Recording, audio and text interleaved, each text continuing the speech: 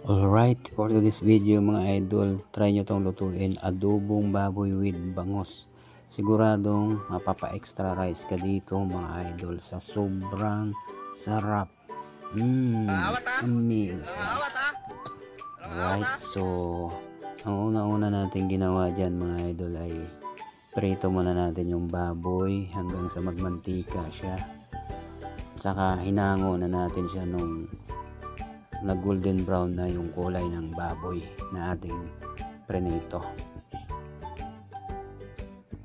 Alright, so ang mantika niya mismo mga idol, doon ko mismo ginisa yung bawang, sibuyas, saka luya. And then nilagay na natin yung baboy. Naglagay tayo dyan mga idol ng tuyo, depende po sa dami ng inyong lulutuin. Tansyahan lang po yan mga idol. Naglagay rin po ako ng paminta dyan, hindi ko na po na video. Alright, so nilagyan na natin ng tubig, pinakuluan hanggang sa lumambot, and then nilagay na natin yung ating bangos mga idol.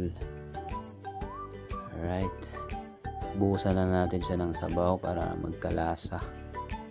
And then nilagay ko na rin po dyan mga idol yung fresh na sitaw na ating binili. Alright, so naglagay ako ng sili, and then mayroon po akong black beans dyan na ilalagay mga idol. Ayan. Alright, nilagyan natin ng black beans, and then pinakuluan muna hanggang sa lumambot. Alright. Yan, lumambot na po mga idol. Ang sarap. Yan na po, hinango na po natin yan. And then ready na po yan pang ulam mga idol. Sigurado maghanda ka na ng maraming kanin. Tara, kain tayo mga idol. It's been said and done, every beauty